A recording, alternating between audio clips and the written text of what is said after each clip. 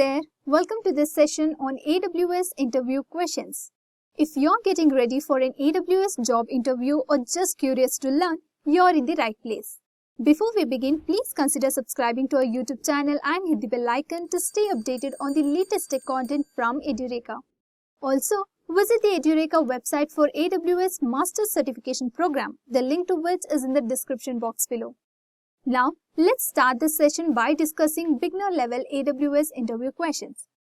And the first question is, what is AWS? Amazon Web Services is a broad and ever-changing cloud platform from Amazon.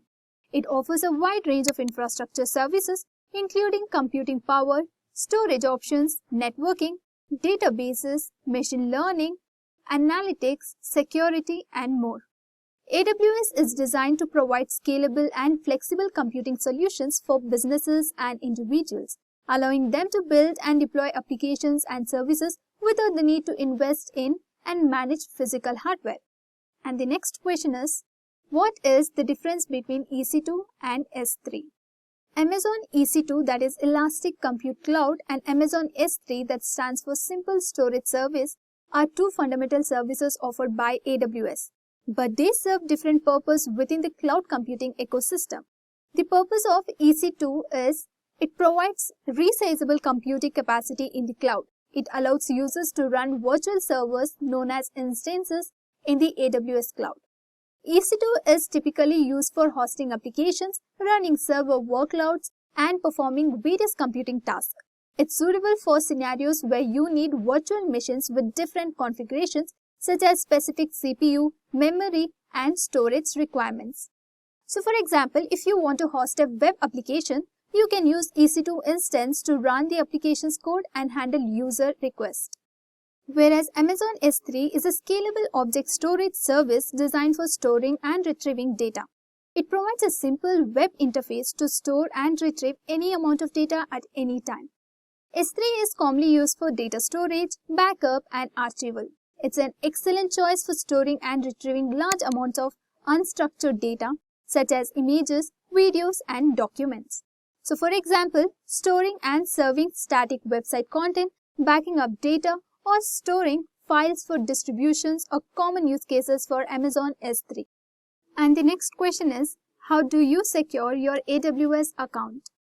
Some key practices to enhance the security of your AWS account is use strong authentication, IAM best practices, secure your AWS root account, and network security, data encryption, and monitor and log actively. Next, explain how the buffer is used in Amazon Web Services. In AWS, a buffer can act as a speed enhancer in data transfers. For instance, Amazon S3 Transfer Acceleration uses a global network of edge locations to speed up file uploads. Additionally, AWS Simple Queue service can serve as a buffer, storing messages between components in a system, especially when the producer and consumer operate at different speeds. This buffer helps optimize data flow and improve system efficiency. Next, what is an Amazon machine image? An Amazon machine image in Amazon Web Services is a pre-configured virtual machine image which includes an operating system, application server, and applications. It serves as a template for creating virtual servers known as instances in the AWS environment. Next, mention the relationship between an instance and AMI. An Amazon machine image in AWS is like a snapshot or template of a virtual server setup. When you launch an instance, you are creating a running copy of a virtual server based on a specific AMI.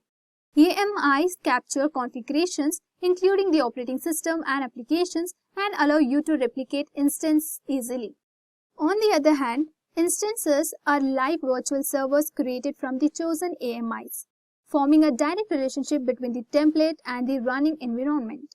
And the next question in the list is, explain the concept of regions and availability zones in AWS.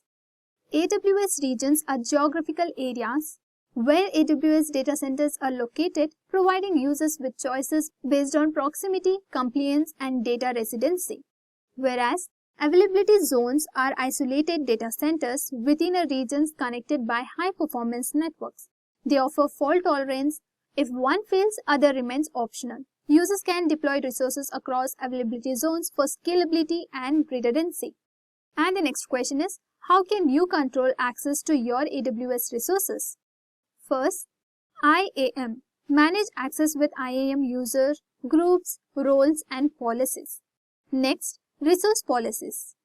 Set S3 bucket and Lambda function access controls. Then, security groups and NACLs. Control instance and subnet security in VPC. And then, bucket and object ACLs. Manage detailed access for S3 buckets and objects. And then, MFA. Strengthen security with multi-factor authentications for IAM users. And finally, VPC endpoints. Privately connect to AWS services within your VPC. And then we have, what is an S3 bucket? Amazon S3, that stands for Simple Storage Service, is a scalable and durable object storage service provided by Amazon Web Services. An S3 bucket is a container for storing objects within Amazon S3. These objects can be virtually anything, such as files, images, videos, and any other types of data.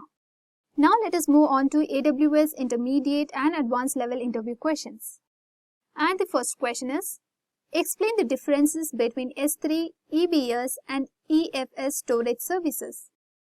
So Amazon S3 is a type of object storage, and it is the optional for storing and retrieving vast amounts of data like static files, backups, images, and large data sets over the web with high durability and scalable storage to accommodate varying storage needs with a pay-as-you-go pricing based on usage.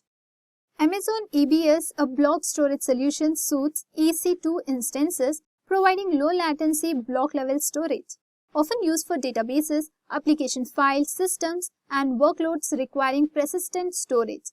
Amazon EBS is mounted directly to EC2 instances as blocks devices. You pay based on how much storage you need, and you can adjust it easily.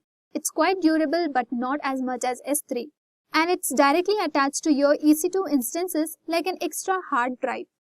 And next, Amazon EFS, a file storage service, is designed for shared access scenarios, supporting NFS protocol and scaling horizontally with a pay-as-you-go pricing based on storage capacity.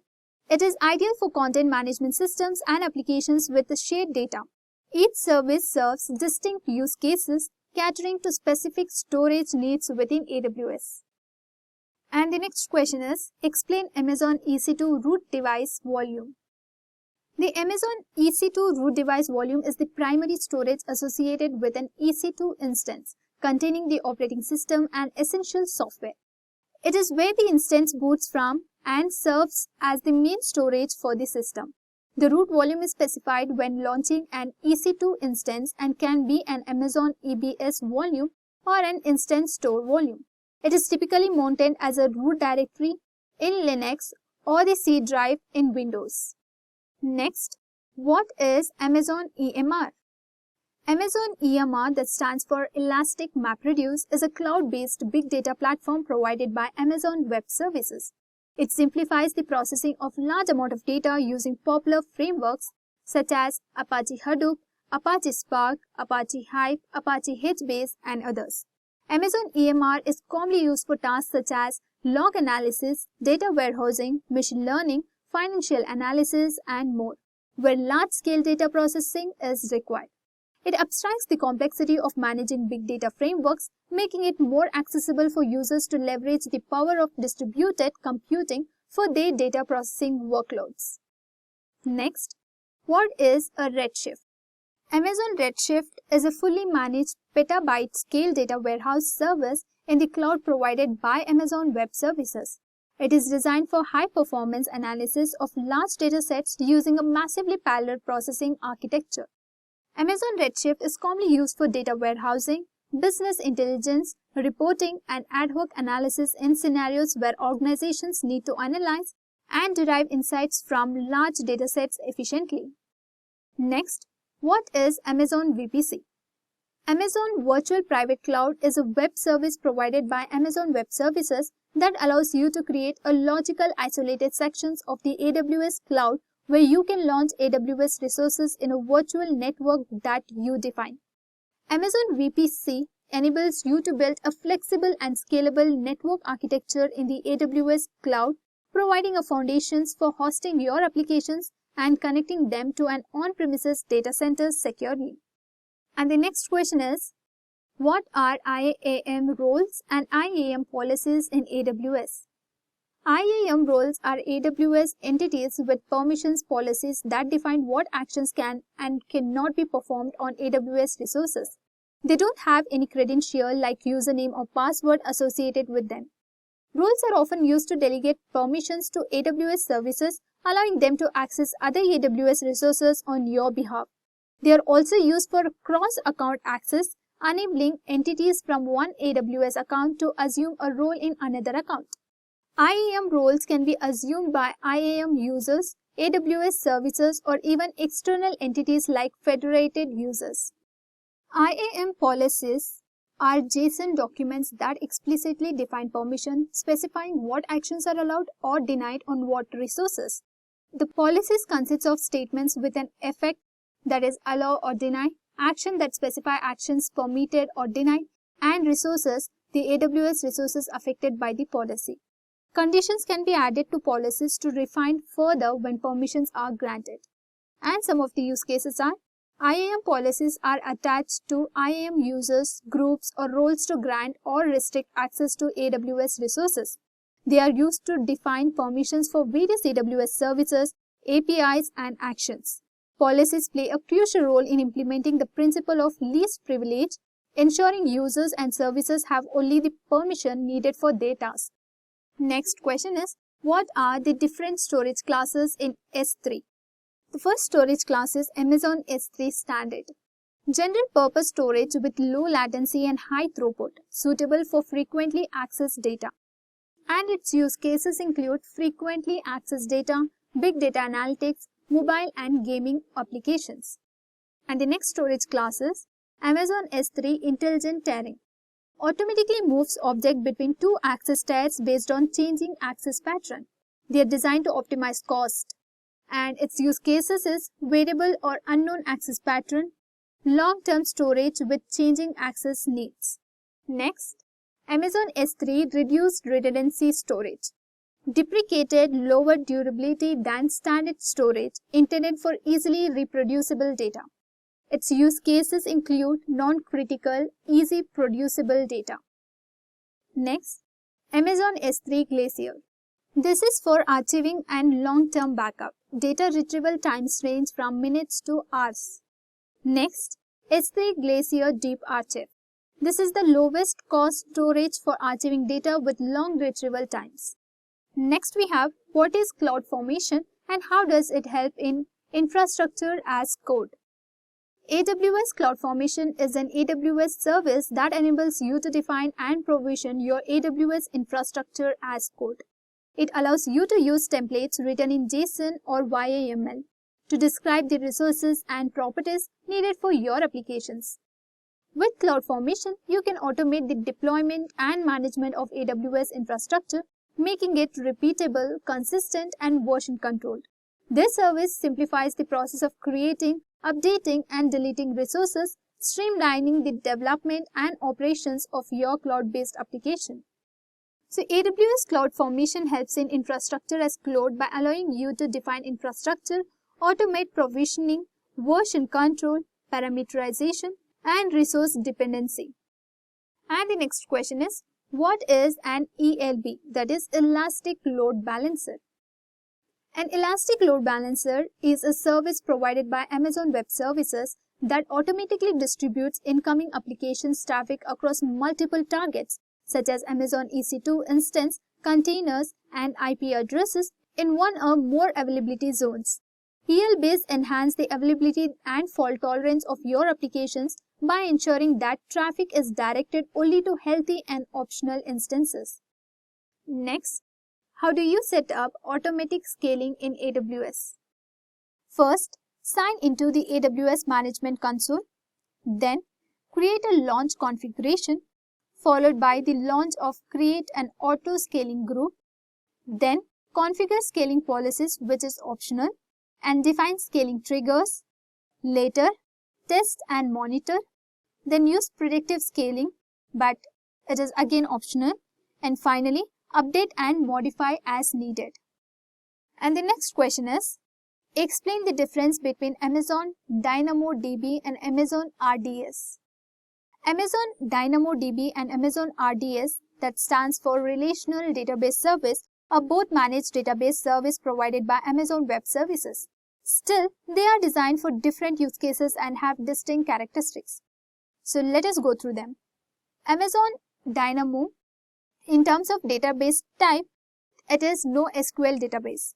DynamoDB is a fully managed NoSQL database service. It is designed for flexible, schema-less data modules. Whereas the database type of Amazon RDS is the Relational Database Management System. RDS supports various relational databases including MySQL, PostgreSQL, Oracle, and Microsoft SQL Server. And the next difference is based on schema-less. DynamoDB allows you to create tables with flexible schemas. Each item in a table can have different attributes, providing flexibility for involving data requirements. Whereas in Amazon RDS, it is structured schema. RDS enforces a structured schema for data storage. Tables have predefined schemas and relationships between tables are established using foreign keys. Next, in terms of scaling, DynamoDB provides automatic and seamless scalability. It can handle high traffic workloads by automatically partitioning and distributing data across multiple servers. Whereas in Amazon RDS, it is vertical scaling. RDS allows you to vertically scale the computing resources allocated to the database instance. It doesn't automatically share data across multiple servers like DynamoDB. The next is based on performance. DynamoDB is optimized for low latency, high throughput access to data. It is suitable for applications with unpredictable and rapidly changing workloads. The RDS is suitable for applications that require complex queries and transactions and support relational data modules. It is ideal for business applications with structured and well-defined data relationships. And now let's discuss its use cases. Scalable web applications. DynamoDB is well suited for applications that require low latency access to large amount of data with unpredictable access patterns such as gaming, mobile, and e-commerce application. Whereas the use cases of Amazon RDS is in business application. RDS is commonly used for traditional business applications such as enterprise systems, content management systems, and applications that rely on relational database features. The next question is, what is AWS CloudWatch and how can you use it for monitoring? Amazon CloudWatch is a monitoring and observability service provided by Amazon Web Services. It is designed to collect and track metrics, collect and monitor log files, and set alarms. CloudWatch provides a comprehensive set of tools for resource and application monitoring, helping you gain insights into the performance, health, and operational status of your AWS resources and applications. Now moving on to the next part of the question is, how can you use it for monitoring? And the answer is, first, enabling monitoring. Ensure monitoring is enabled for AWS resources. Next, create dashboards. Build customized dashboards to visualize key metrics. Then, set up alarms. Define alarms to be notified of metrics threshold breaches. And then, collect logs.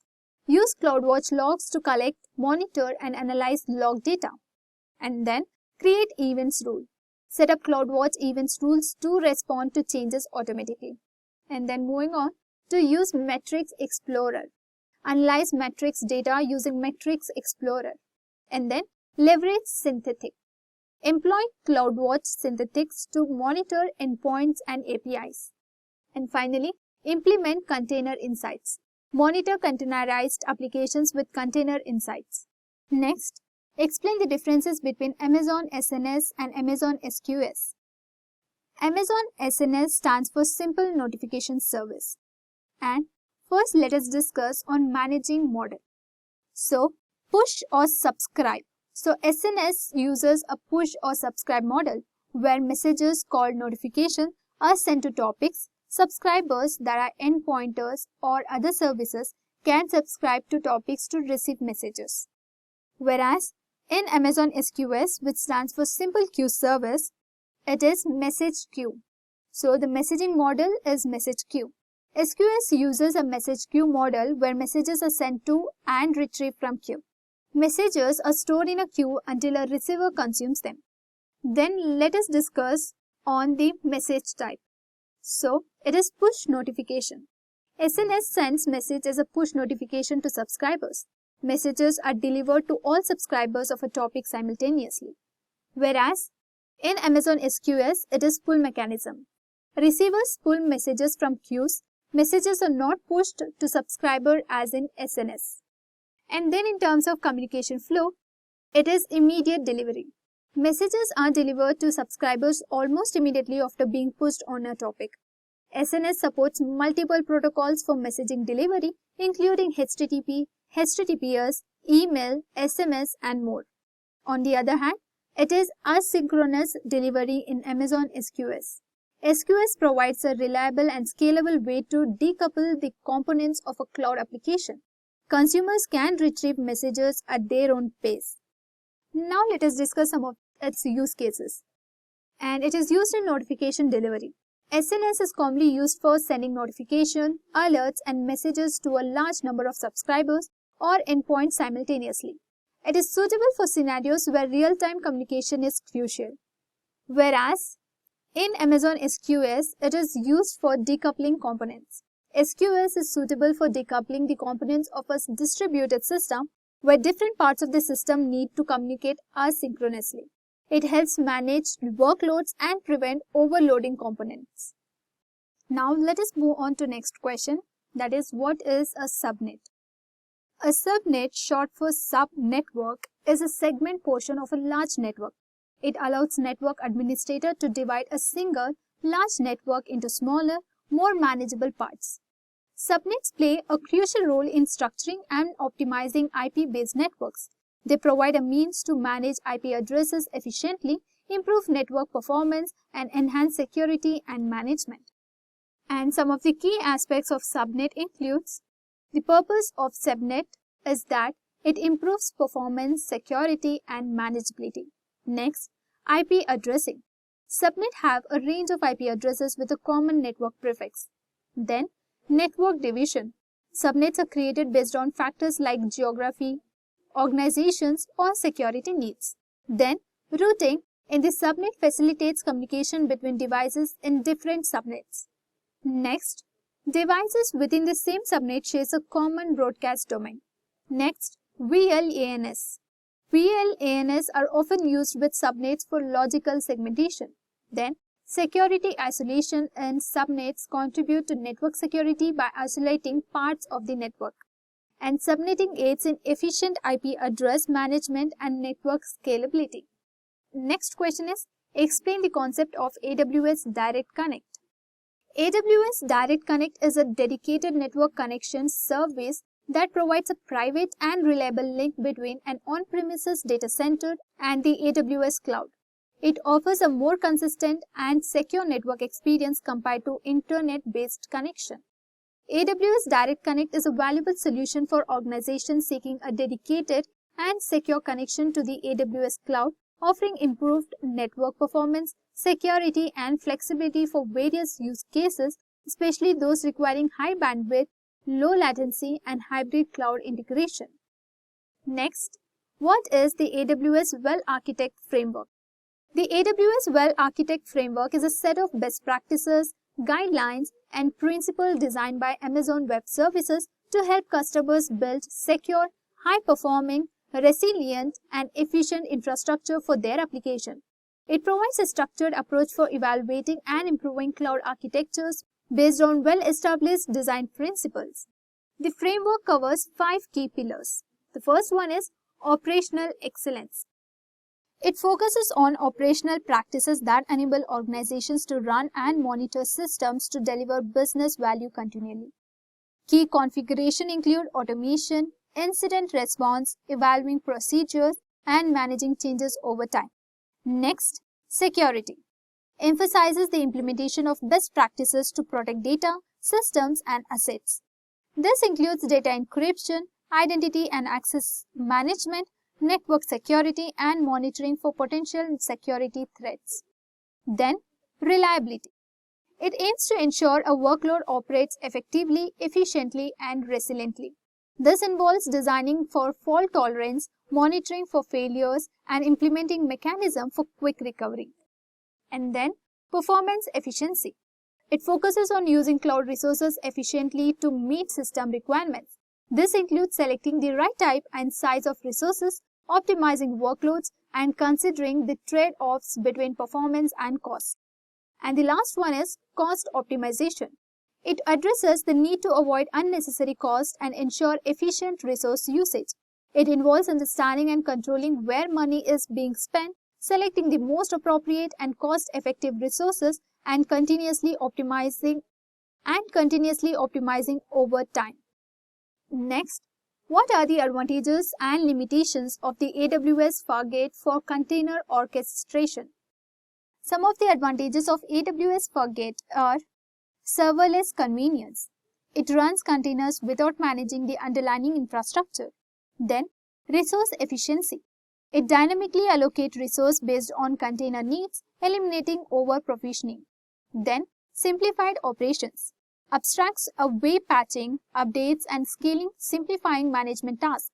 And then, cost savings. It pay-as-you-go pricing for vCPU and memory, potentially leading to cost savings. Then, elastic scaling. It automatically adjusts the number of running tasks based on demand. And finally, integrated with AWS services. Its seamless integration with various AWS services for a comprehensive cloud-native experience. And now let us discuss on the limitation of AWS Fargate. Networking limitations. It is less control over networking configuration compared to running containers on EC2. And then it is limited to customization. So, limited customization options for user requires fine-grained control over infrastructure. And then cold start latency. It is potential latency during container startup impacting response time. And then pricing complexity. Pricing model complexity compared to traditional EC2 pricing. Then the next limitation is task placement control. It is limited control over exact task placements within the infrastructure. And finally, it is limited OS configuration. Limited control over OS level configuration. And our next question is, how do you create a highly available and fault tolerance architecture in AWS? First, multi-AZ deployment. So spread application across multiple availability zones. Next, load balancing. Use elastic load balancers for traffic distribution. Then, auto-scaling. Implement auto-scaling to adjust instance based on demand. And then, data replication. Replicate critical data across multiple databases or storage systems. And then, disaster recovery. Create backups and snapshots and implement cross-region replication. And then, CloudFront for content delivery. Use Amazon CloudFront for global content delivery. Then, monitoring and logging. Utilize CloudWatch for monitoring and CloudTrail for auditing. And then, high availability databases. Deploy databases in multiple AZ configurations. Stressless application component. Next, global content distribution. Use AWS Global Accelerator or Route 5.3 for global traffic distribution. Then, infrastructure as code. Use AWS CloudFormation or Terraform for consistent deployment. And then, regular testing. Conduct regular tests of disaster recovery and failover mechanism. And finally, well-architect framework. Follow the AWS well-architect framework for best practices. And with this, we have come to the end of this session. I hope you have enjoyed the video. And if you did, make sure to like and subscribe to our YouTube channel. Thank you for watching and keep learning. I hope you have enjoyed listening to this video. Please be kind enough to like it, and you can comment any of your doubts and queries, and we will reply them at the earliest. Do look out for more videos in our playlist and subscribe to Edureka channel to learn more. Happy learning!